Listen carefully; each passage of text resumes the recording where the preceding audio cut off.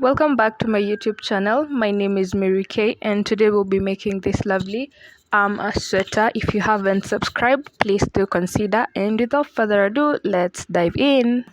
You're going to need yarn, required size hook, and your tape measure. Step 1, we're going to make a slip knot. Step 2, you're going to make a chain of 3. Once you have your 3 chains, what you do is you're going to go back to the very first chain that you made, but first of all, you yarn over. Insert your hook in the very first stitch. Once you have that, you're going to yarn over and pull through. You'll have 3 loops on your hook. In those 3 loops, you're going to yarn over and pull through just the first one. Once again, you're going to have 3 loops in your hook, yarn over and pull through everything. You're going to yarn over, then twist your work. At the very end, you're going to see some 2 loops. You're going to insert your hook like that, yarn over and pull through. Again, 3 loops on your hook, yarn over, pull through the first one, and then yarn over and pull through everything. You're going to make 4 of those.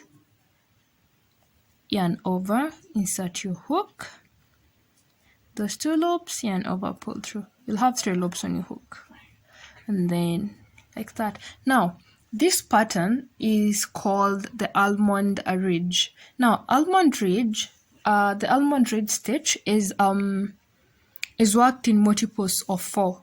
In those multiples of 4, we alternate between half double crochets and slip stitches. Now we're going to need to have 4 half doubles, because that is what I've started with, and I already have mine.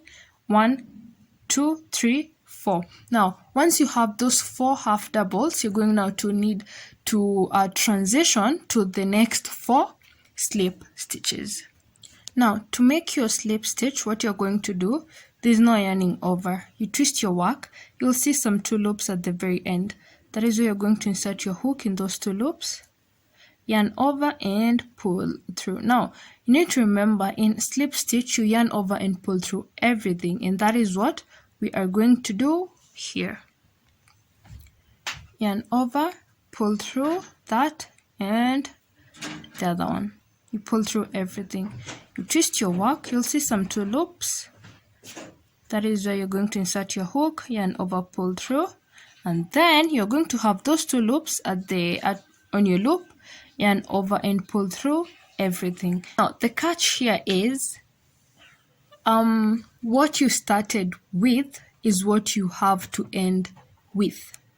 We started with half doubles, we have to end with half doubles. Now with this method that I am showing you with, you don't need to do counting. You don't need to count multiples of 4 plus an additional of 5, I think. You don't need to count that.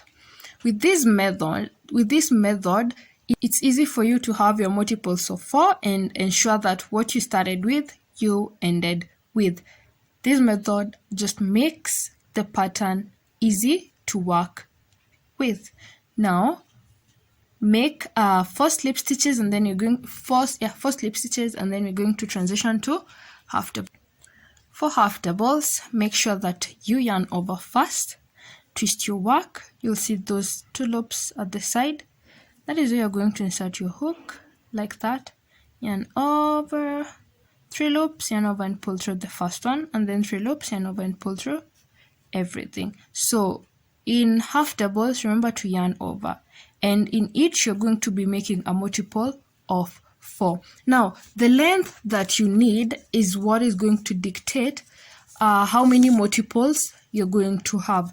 Again, like I said, with this method that we're using, you don't need to count your stitches prior. The only thing that you need to be certain of is that you started with a half double, you're going to end with a half double. But if you started by making just normal chains, then you're going to need to do a lot of mathematics there.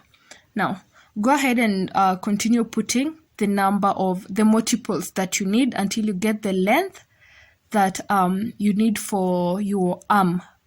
We are working with the length of our hand depth.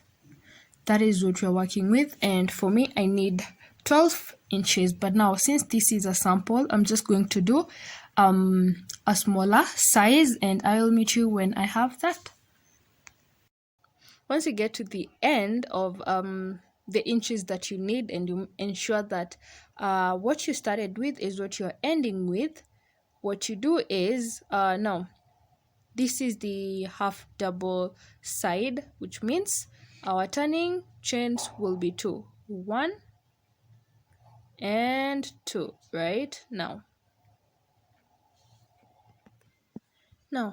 after you chain your 2 to turn, you're going to be working on back loops only. In the next 4 stitches, we're going to put our half doubles, and then in the next 4 slip stitches, you're going to put our 4 slip stitches, our 4 half doubles. You're going to continue alternating until you get to the end. Now, here are a couple of rules that you need to follow for almond ridges. Rule number 1, of course, it has to be multiples of 4, alternating between from half doubles to slip stitches.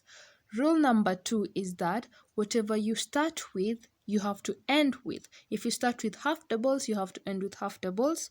You start with slip stitches, you have to end with slip stitches. Now, rule number 3 is after every 2 rows, you're going to have to change what you are starting with. And every 2 rows, I mean going up and then coming back down to where you started. That counts as 2 rows. Now, change how you ask.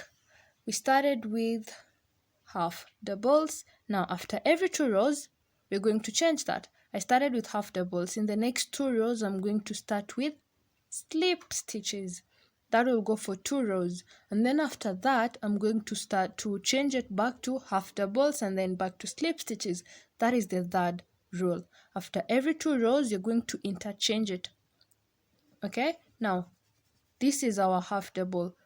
We're going to chain 1 because we're starting with slip stitches. Where we had half doubles, now we're going to put slip stitches. Now, insert your hook. Remember, we are working in back loops only. Insert your hook, yarn over and pull through everything.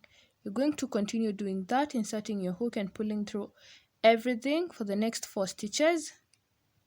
And then where we previously had half doubles, we're going to where we previously had slip stitches, we're going to put half doubles. And then where we had half doubles, we're putting slip stitches for this is going to be the first row upwards, and then we're going to come back downwards, which is going now to be the second row. Now, here's a little trick for you to know whether it's time for you to change what you're starting with. This is the remnant yarn for when you make your slip knot. Yeah, for when you make your slip knot. Now, when you realize that you are at this side with the slip knot, then you have to change. Now, when you're on the other side, you have to change nothing. You don't change.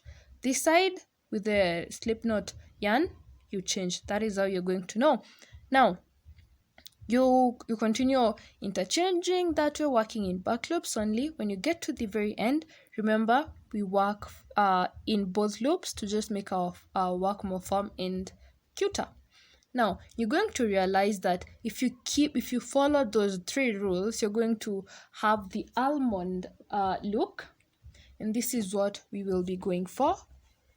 These almond-like rows, as you can see, we have some almond shapes, and these are only achieved especially if you follow the 3rd rule.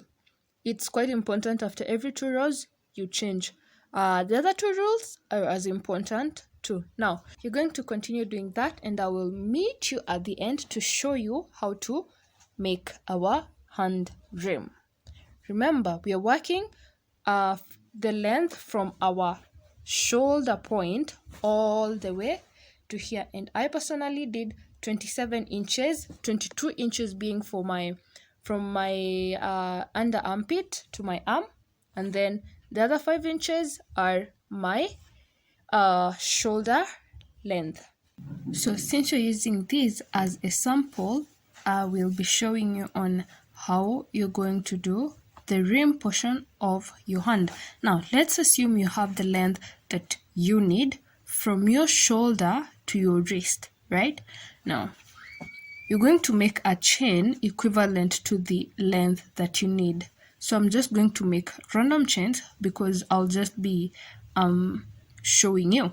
Now let's say I'll just make 10 chains. Now once you have the chains that you need, you're going to twist your work to the back side back loops like this.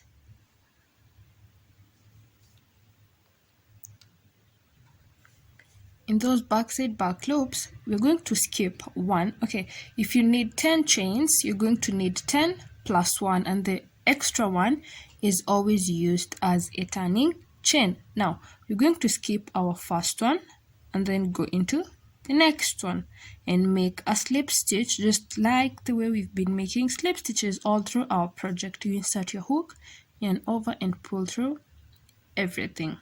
Now continue putting slip stitches all the way through to the end, and I will meet you here. Now when you're at the end, you have to make sure that the number of stitches you started with for the chaining part are the number of stitches you have. It's quite vital, or else your rim is going to have bumps. Now this is the most important part. When you get here, when you get to the end, you're going to put your first slip stitch in the next available stitch. Insert your hook, make your slip stitch like that. In the next loop, you're going to make your next slip stitch.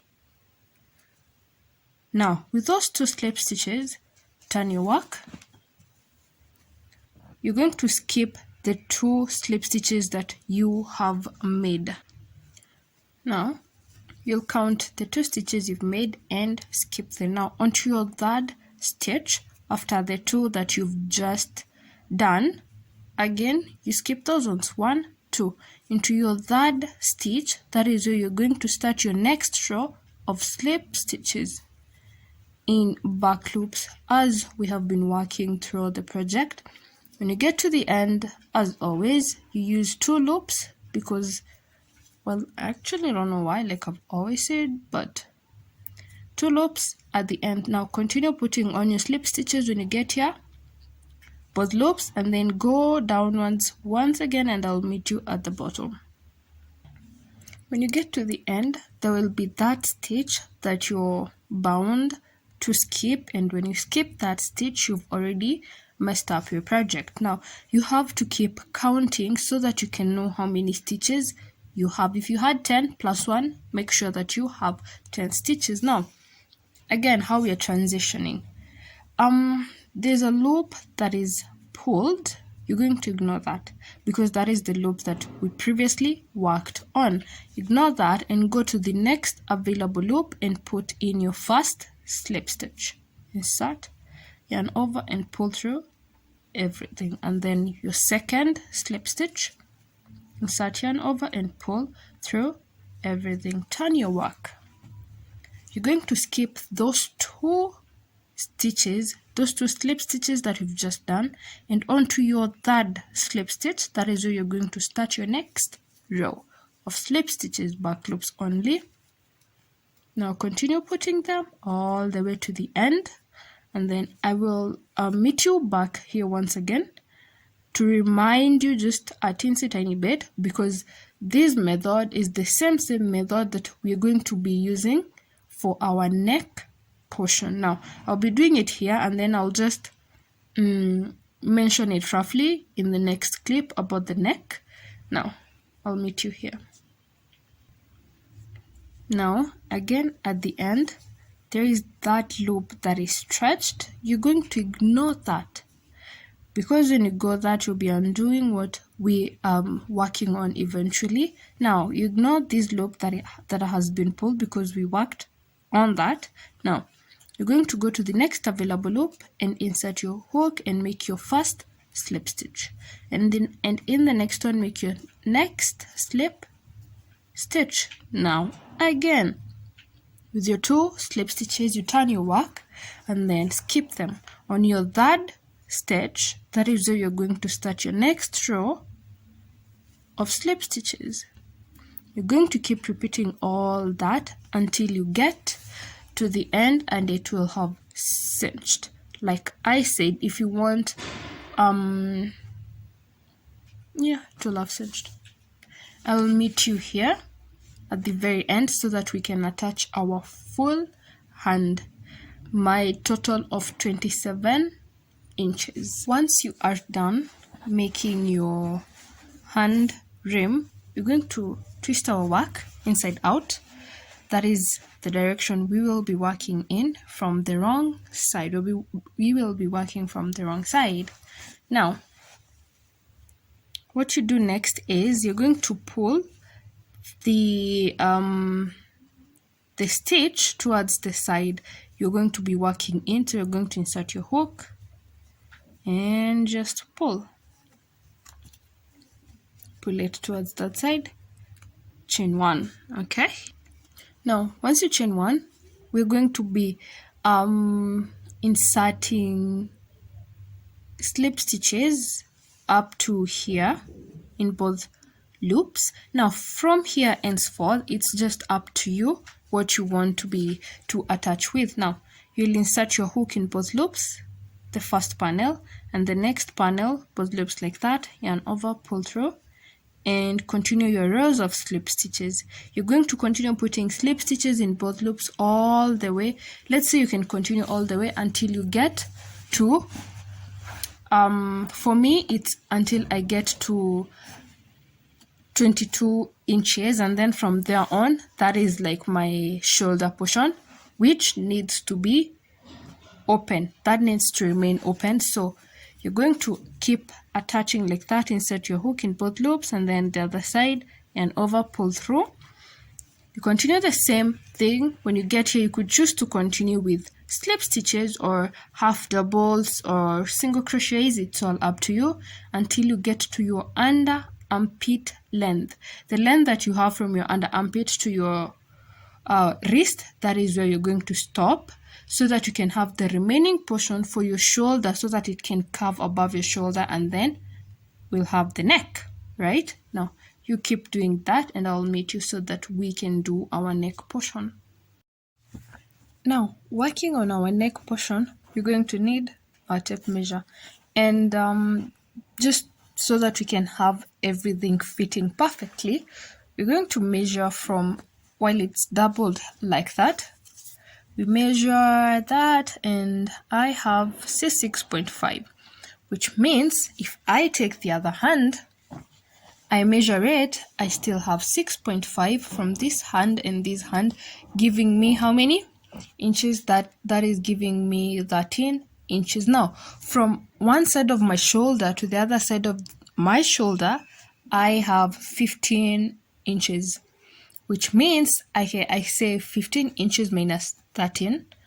That means that I have 2 inches, which is what I am missing. Now the 2 inches are what you're going to incorporate in the middle so that we can attach from here to here. We'll just attach these two. We're going to have like a bridge. Now that is what we're going to do. Grab your yarn and we're going to insert it at the very top, that tip at the end. That is where you're going to insert it. Just make a slip knot or just chain 1 like that. Now once you have done that, pull it so that you can secure it. Now we're not going to be making normal chains. Nope, we're going to be working 2 rows at the same time. Now below that chain that you have made, you're going to insert your hook at the closest stitch that you can see, the closest available stitch. That is where you're going to insert your hook, yarn over, pull through. 2 loops on your hook, right? yarn over, pull through the first one, yarn over, pull through the rest. Now once you get to the end, now after that you're going to twist your work. You'll see some 2 loops at the end. That is where you're going to insert your hook in both loops, like that. Yarn over, pull through.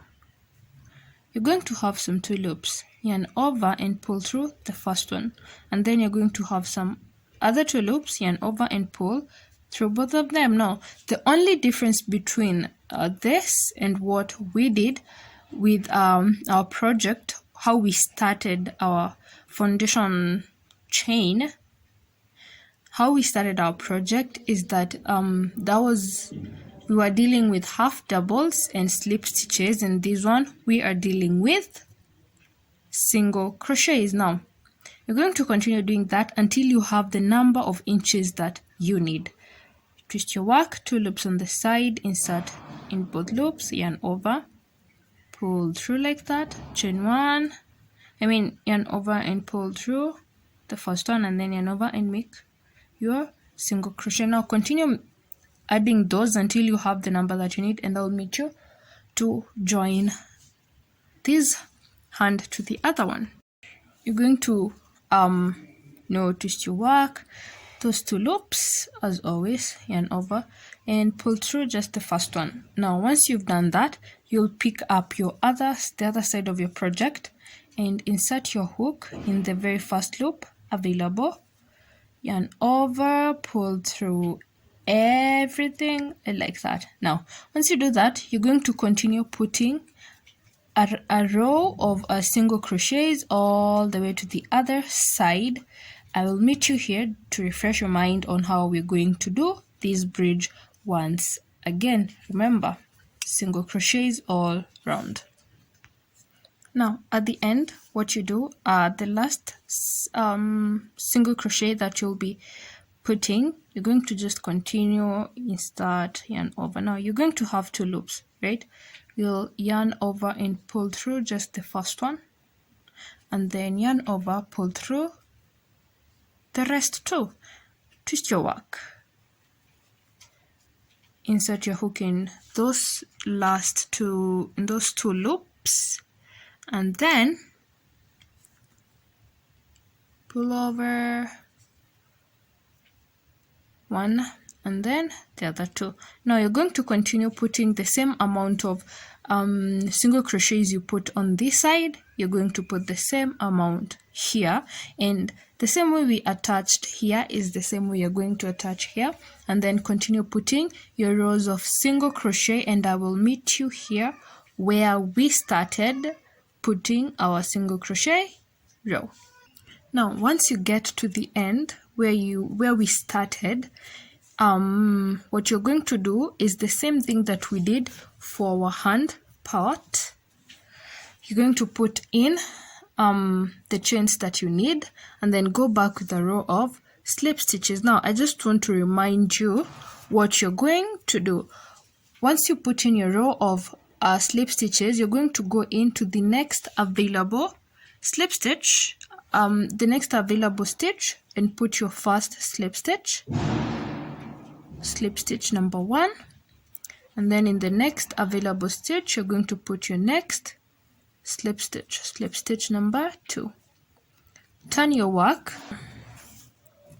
Once you do that, you're going to skip the 2 stitches, the 2 slip stitches you've just made, and on to the third one.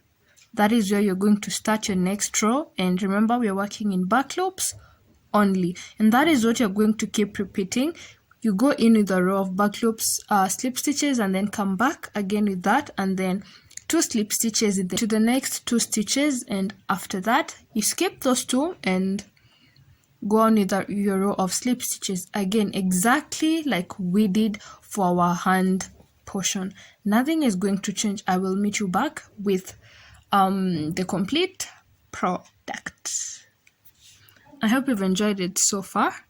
If you have, please do not forget to like, share, and subscribe, and maybe leave me a comment.